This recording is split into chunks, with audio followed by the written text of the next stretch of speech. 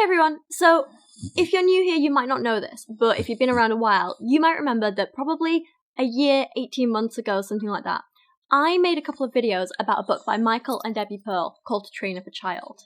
This book was horrific, and it was basically a guide to child abuse, but using the Bible and God as justification for how hard to hit your child, what type of stick or ceramic rod to hit your child with, when to throw them in a pond, when to entice them to touch a burning stove. It was messed up. Turns out the Pearls have written a huge series of books. Some of these I've covered in like various bits of videos and whatever. But it's something I haven't... Hey, calm. But it's something I haven't touched on for a while, and I have been meaning to. I've wanted to. I've got a couple of books by them. One is called Jumping Ship, and it's basically about childhood indoctrination, like how to make sure your child doesn't leave the religion. And the other one is one that I've lost. Oh, Kyra knocked it on the floor. But you're so cute, I don't want to move you. I don't want to move you. Why not? Yeah, you. Stolen it back from Karoo. The other book I have is called No Greater Joy, Volume 1. And I think at one point I did make a video about this book, but it was so long ago that I barely remember what I covered. And I could go back and watch, but I hate watching myself on camera. And also there's so many new people here since that I figured we would just kind of rediscover this book together again today, if that makes sense. So about 18 months ago, I read this book, and I made all these like notes and put these sticky notes in and highlighted passages, and I can't remember any of it. So today we're just going to be going through some parts of this book and kind of rediscovering them together. It's going to be a little adventure for us. Hopefully you guys enjoy it. Or not, because like I say, these people are horrific and should not be parents. The idea behind this book is that it's a series of short essays by the Pearls, but also it's like people writing in and asking them questions and them giving them answers, and everything is like biblical based. Now, if you've not heard of Michael and Debbie Pearl before, they're one of these like families that are part of the Quiverful movement, which is a whole other thing that we should probably cover in a whole video by itself. If you haven't heard of Michael and Debbie Pearl before, here they are. This is them with their massive family.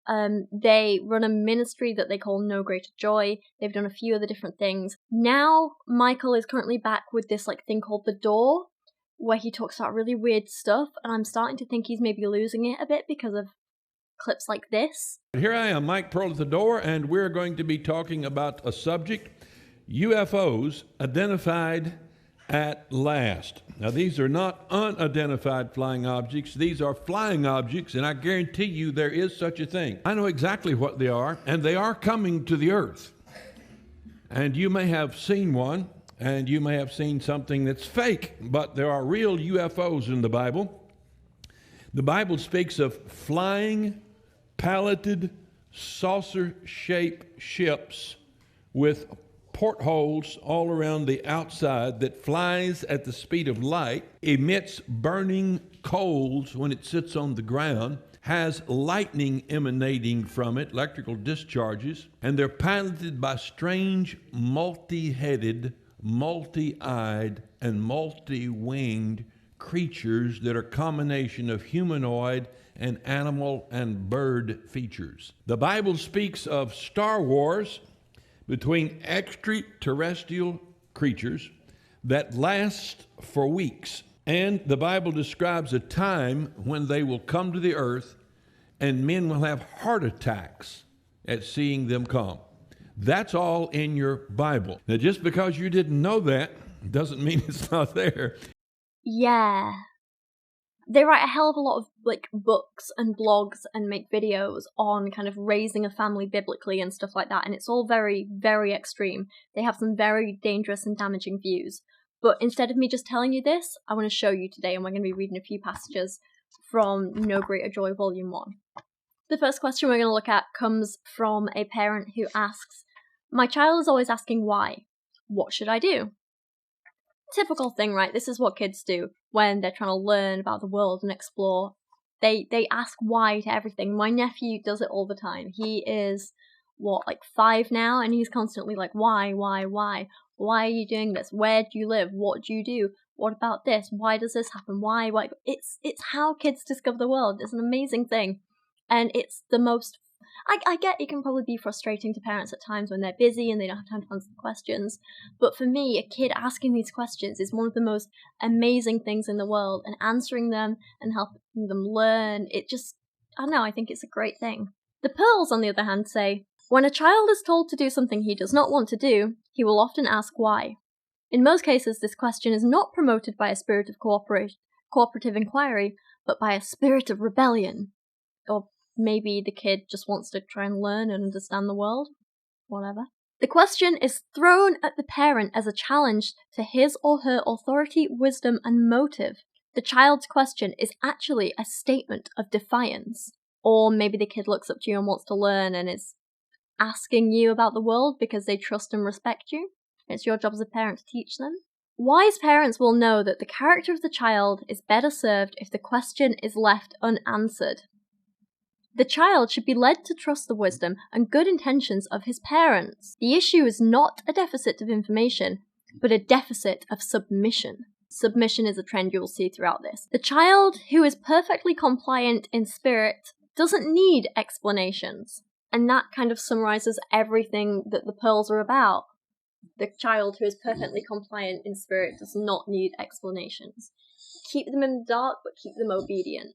They're not looking to raise children. They're not looking to raise humans.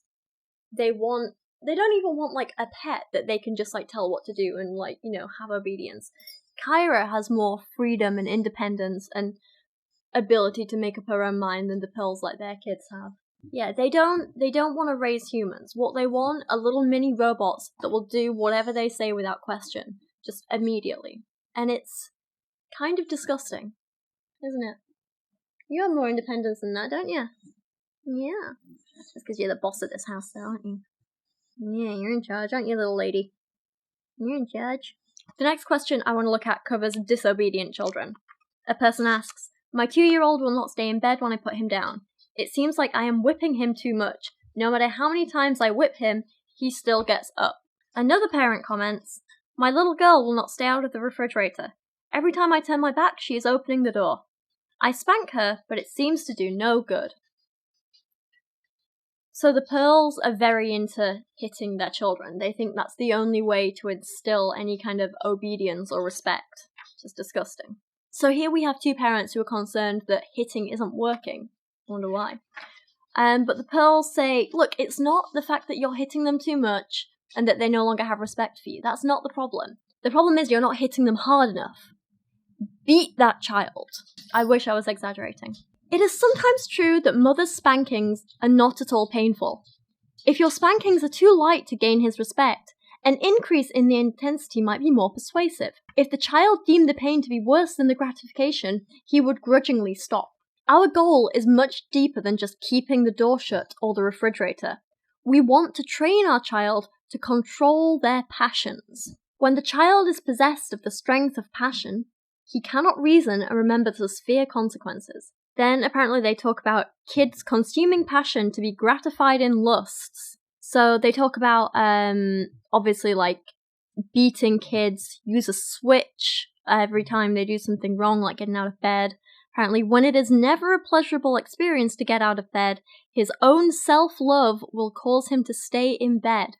By your consistency, you will eventually condition the child to always submit to authority. You have a child totally self-willed at heart. Yeah, because that's a bad thing. If he is allowed to choose the areas of obedience, he is, in fact, never submitted to any authority but his own. They end this section by saying, train them right, and they will always obey. They really aren't looking for kids here, are they? They're looking for little robots. Next question. My 3-year-old daughter often screams when she is aggravated by the other children, or when she doesn't get her way. Is this normal? Will she grow out of it? The Pearls write, it is average, but not normal. As she develops a social awareness, she will grow out of the screaming, but it will be replaced by more subtle tantrums to get her way. It is an easy habit to break. When she starts screaming before you find out who is at fault without saying a word, go straight to the switch. Spank her where she stands, and then inquire concerning the problem. Explain to her that screaming will never be allowed again. Never gain her any sympathy, only spanking. You might just ignore any offence from the others when she screams. Let it always be the fault of the screamer.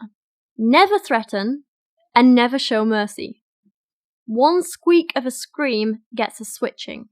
If you are consistent, 4 to 8 episodes should bring it to an end. If you are 95% consistent and find it more convenient to only warn her most of the time, or if she finds that regardless of the spanking she is occasionally able to get her way by screaming, then it should only take about 18 years to break the habit. Actually, it won't be broken, but when she is married, you won't have to listen to her scream anymore. It will be her husband's problem then. There's just so much wrong with this on so many levels. I can't believe they're actually promoting the hit first, ask questions later attitude. That's just going to create some horribly reactionary children who don't know how to talk things through and come to amicable solutions with people. This is how you end up with violent people who, hit first, think later. The next little short essay talks about how it's never too young to start beating your children. So they talk about how one morning they end up sat across the breakfast table from a woman as she was feeding her 11-month-old daughter. After choking down half of a jar, the little girl shoved it away. The mother pushed it back in front of her and said, "Don't you want some more? Are you through?" Again, the child shoved it away, this time with a little more force. She didn't voice any protest other than a grunt, and she was not mean-spirited. She was just practicing being independent, demonstrating her ability to enforce her rights. Yeah, cool. Okay, that's what kids do. Most mothers would have simply accepted the child's actions as a statement that she was through eating, because, I don't know, that's a reasonable thing to do. However, this mother was wise beyond her years. She picked up her little enforcer, which was lying on the table, and swatted the child's hand. When Mother once again placed the jar of green slime in front of Susie, she tried to shove it away and received another spat.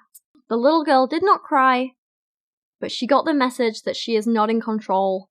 Mother is. The mother was not going to allow the child to override her will in any way. It's almost sadistic, the joy they seem to get out of this.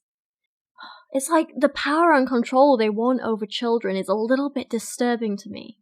I watched the little girl stare at the jar, search her mother's face, and consider rejoining the battle.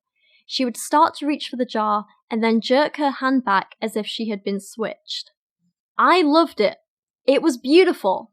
It was the making of a well-disciplined, self-controlled, balanced teenager. The joy they get out of seeing an 11-month-old child in fear is disgusting. There was conflict in this 11-month-old child. It was a tiny conflict, but it involved her whole soul. I must encourage those of you with small children, train up your children now. Do not wait until they are 1 year old to start your training. Rebellion and self-will should be broken in the 4-month-old when it first appears. All this talk of training and breaking your children just disturbs me so much. There's lots of weird, messy stuff in here as well about homeschooling and things like that, and how, a lot of their kids couldn't read until they were 10 years old and stuff. And they're like, no, it's fine, it's perfectly normal, they don't need it. The girls just need to be homemakers and the boys need to know how to chop wood, that's all they need. There's a few questions from people asking about their teenage sons and daughters and going through puberty and stuff. And Michael writes this really weird little section here about teenage boys. It is often obscured in our perverted culture, but a boy's destiny is to become a man. As the kid grows, the male becomes more independent and domineering.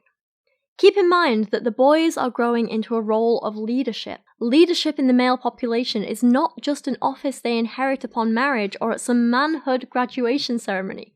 It is a growing process that causes them to begin to assume authority at puberty. It is not natural for a woman to rule over a man. For that reason, the young man's conflict is more prominent with his mother than his father. It is initially hormonal and psychological. The boys will become more competitive and aggressive. They begin to step away from the crowd, including the family, and seek their identity alone. They become self-assured and cocky. They are ready to conquer, go to war if necessary. When a young man experiences this change, it is time for him to engage in hard work with the men. It is against nature to place a developing young man in the care of his mother. If his education continues, it should be under the tutelage of men. Ideally, the boys should be engaged in physical labour. Mother, if you must have your son under your constant care, do not try to pen him up like a docile female. It's so outdated. It's so weird that they think there's this only one way to be masculine or manly. What are my neighbours doing up there? They have this whole weird anti-fairness thing as well, so they never want to necessarily teach kids. Okay, that definitely sounded like a chainsaw. Please tell me the mic picked that up, because that was weird. Sorry. So they have this weird thing against fairness and saying life isn't fair, get over it, bitch. When children complain of inequality, they are being covetous, as seen by the fact that they never complain when they are on the receiving end, only when they are left out.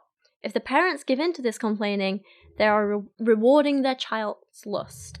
To deliberately seek equality is to send a wrong signal. If a child is left out of play because the other children don't like him, it would be injurious to publicly take his side. He should learn to be likable. He must earn the right to be included in social events. Children will readily isolate a jerk. Protective parents, defending a child's rights, create super jerks.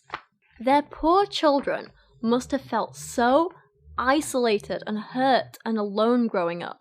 I didn't have a lot of friends as a teenager, and I felt that that was my fault and that there was something wrong with me and that I was the problem. And it caused a hell of a lot of issues that I had to work out with counsellors for a long, long time. If my parents had also been telling me, suck it up, you must just be acting like a bitch, that would have scarred me even more. Sometimes kids are cruel, and sometimes kids leave out other kids for the most arbitrary of reasons. Sometimes it is because they're being a bit annoying or whatever. But it's not always the child's fault, and it's not fair to say that it is. I don't know. Anyway, that's where we're going to end this. This whole book is just insane. Like I say, I also have Jumping Ship we can talk about if it's something you guys are interested in. Sorry if any of these bits have been covered in a video by me before, but it has been such a long time that I don't remember them at all, and I tried to pick bits that at least felt new. Let me know what you thought of this video. And what do you think of the pearls in general? Do you think they're dangerous? If you haven't seen my videos on To Train Up a Child, please go do that now, because they are horrific and they are heartbreaking and it's horrible. And the fact that Amazon still sells this book, even though it's been linked to the deaths of at least 7 children, is incredibly worrying. I just want to end this video with a little shameless self-promotion, because it is Christmas and all my recent videos have been demonetized, so I kind of need all the help and support I can get if I want to go up to Yorkshire this year to see my family. So my merch store is having a small sale right now. There's just 5% off with the discount code Xmas, 10% off if you are a $10 or above Patreon. You can get that discount code over on my Patreon feed. I've got a bunch of really cool new stuff on there. I've got my Be Kind t-shirts, my That's Not How You Science t-shirts. I have a whole amazing new little set of phone cases featuring my photography. I've got some poster prints you can get with my photography on there. I've got my octopus t-shirts. I have my Adopt Don't Shop t-shirts, which a percentage of the profits are going to charity. They're going to Battersea Dogs and Cats Home. Basically, there's a whole load of really cool stuff over there. All the merch is designed by me. I put a hell of a lot of work into all of it, and I'm really, really kind of happy and proud and excited to share it with you. So if that's something you're interested in, please head over there now. Discount code is on screen right now. I know it's only 5% off, but I don't exactly make a lot on profits anyway, so yeah, hopefully it's okay for you guys, but I'm just gonna shut up now. And thank you for watching today. I appreciate you guys so much. And me and little Karoo here. I'll see you again soon.